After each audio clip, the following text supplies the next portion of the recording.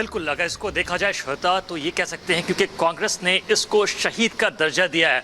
और यहाँ हमने कई सीनियर अधिकारी आईजी ऑफिसर्स से बात करने की कोशिश की, सुंदरलाल जी से। अपार्ट फ्रॉम दैट उसके अलावा अगर आप देखें तो हमने एसएसपी से बात की और उन्होंने साफ तौर पर कहा, और हमारे पास उनका रिपब्लिक भारत से बात करने में एक्सक्लूसिव कमेंट भी है। उनका कहना था कि जो नक्सलाइट्स हैं उनका एक प्लान था, सोची समझी साजिश थी। उनका ये कहना था कि उनके जो टॉप 3 लेवल के कमांडर्स हैं वो एक बड़ी रैली करने वाले थे, एक बड़ा कार्यक्रम करने वाले थे कांकेर रीजन के अंदर। क्योंकि इस बात को ऑडियंस को समझना चाहिए कि ये जो बस्तर का डिवीजन है उसके अंदर 60 डिस्ट्रिक्ट्स आते हैं, उसमें से एक डिस्ट्रिक्ट जो है वो कांकेर है। और उस कांकेर डिवीजन के अंदर चोला बेतिया नाम का एक जगह है जिसके पास एक जंगल है। वहां पे इनकी जो संख्या है, नक्सलाइट्स की जो संख्या है वो काफी है। और वहां पर एक वो सभा को जो है वो आयोजित करना चाह रहे थे बहुत जल्द, और जिसकी प्रक्रिया जो है तकरीबन 1 महीने से चल रही थी।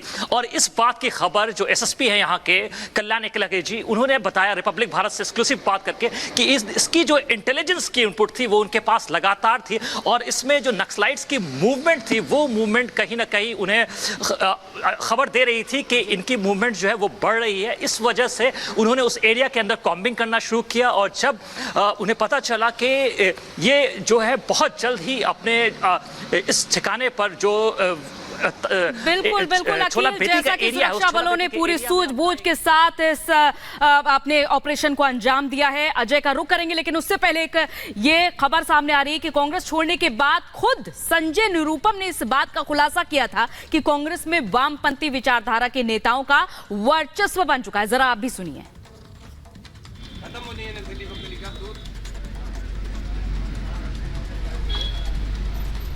अभी हो गया।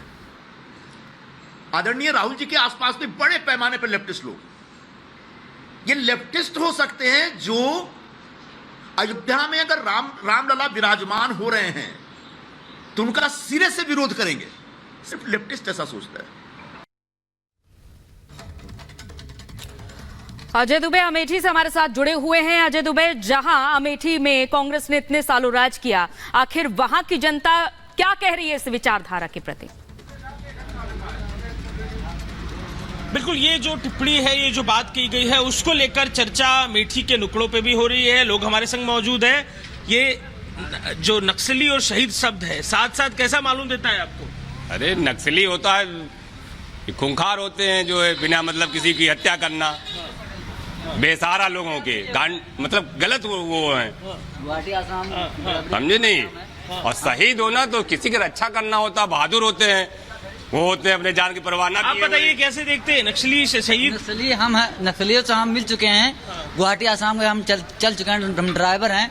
वहाँ पे 100 रुपए दोगे तो कारतूस की गोली भर देंगे। उनको कांग्रेस शहीद के लिए कैसे देख रहे हैं आप? बताइए कैसा? वो अच्छे के लिए अच्छे हैं, बुरे के लिए बुरे हैं। अच्छा, हाँ। आप बताइए, ये कह रहे हैं इस तरीके से बात, नक्सली जिस तरीके से कार्रवाइयां करते हैं, इतने लोगों की मौतों की बात आती है बाहर, जब ये कहा जा रहा है, कांग्रेस के नेता कह रहे हैं, उसे कैसे देखेंगे?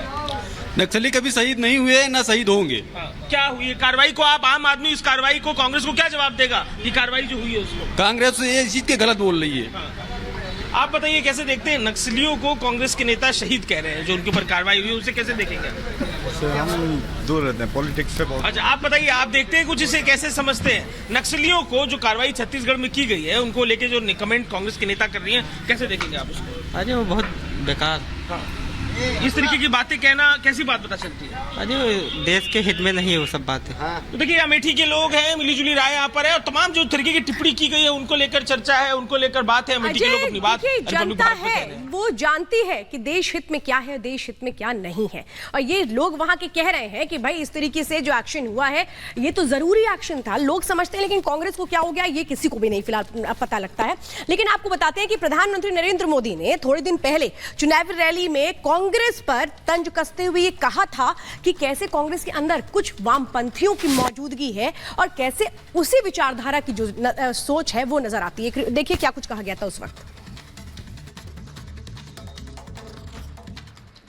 कांग्रेस के घोषणा पत्र में वही सोच झलकती है जो सोच आजादी के आंदोलन के समय मुस्लिम लीग में थी।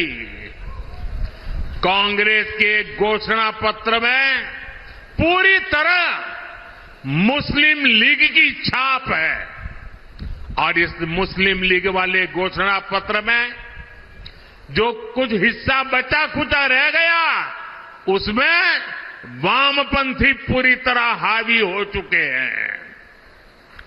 कुल मिलाकर कांग्रेस इसमें दूर दूर तक नहीं दिखाई देती है।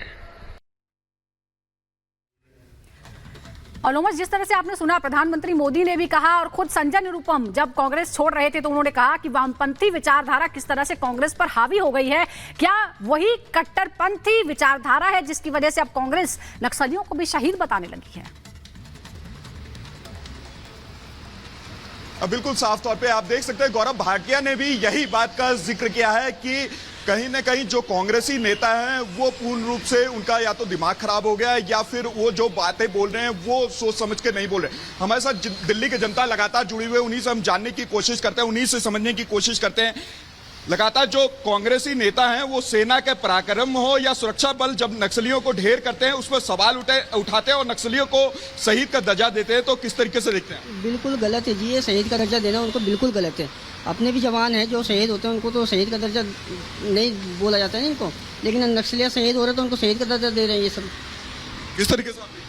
सर बिल्कुल गलत है, ये शहीदों के प्रति अपमान किया गया है बिल्कुल कांग्रेस के लिए ये, क्योंकि हमारे देश की सुरक्षा के लिए जवान खड़े रहते हैं सीमा पर और ये बिल्कुल इनके प्रति यह शब्द बोलेंगे, बिल्कुल देश विरोधी काम करते हैं ये लोग। आप किस तरीके से? देखिए सर, मैं यही कहना चाहूँगा कि एक प्रकार से ये बहुत दुखद घटना है और सही बात यह है कि कांग्रेस ने इसको जो उठाया इस मुद्दे से ये बहुत ही गलत काम किया हुआ। मैं इतना कहना चाहूँगा कि देश के पराक्रम, देखिए हमारे जो सेना बॉर्डर पे हैं उनके पराक्रमों पर सवाल उठाना, मैं तो इतना चाहूँगा कि पहली बार नहीं है, इससे पहले भी आपने देखा था पुलवामा वाले में भी, उस पर भी 100 रुपये सेना के 100 रुपये सवाल उठाए गए थे। सर वही चीज़ है, कांग्रेस क्या कर रही है कि देखिए सर चुनावों का टाइम चल रहा है तो कांग्रेस को कोई मुद्दा ना मिल रहा तो वो छोटे छोटे मुद्दाओं को इसे कलेक्ट करके उसको वो जो है पॉलिटिक्स मुद्दा बनाना चाह रही। तो मैं ये कहूँगा कि यहाँ पे ये पॉलिटिक्स मुद्दा नहीं है, इसको पॉलिटिक्स मुद्दा मत बनाएं।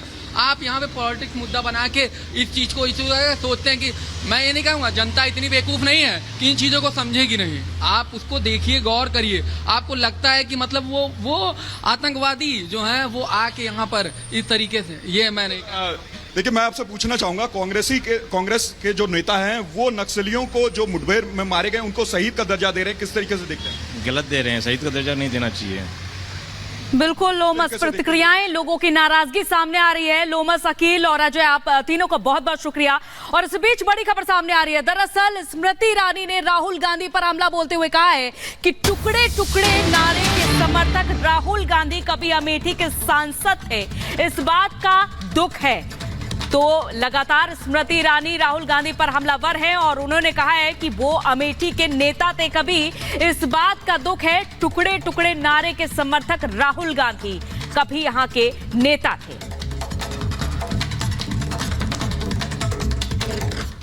अमेठी जो संतों की भूमि है, ये अमेठी जो सनातनियों की भूमि है और यही अमेठी जिसमें हर वर्ग के, हर समाज के व्यक्ति ने 1857 हो या राष्ट्र के चेतना को जगाने के लिए स्वतंत्रता का संग्राम हो, हर वर्ग ने अपनी आहुति दी है।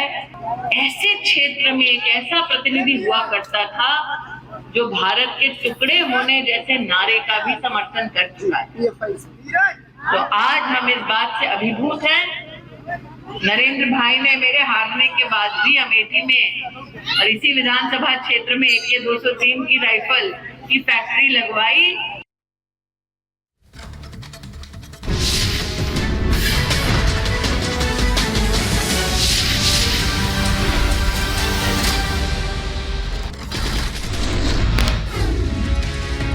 गृहमंत्री अमित शाह का आज गुजरात का दौरा, गांधीनगर समेत कई जिलों में करेंगे रोड शो, साथ ही रैली में जनता को करेंगे संबोधित।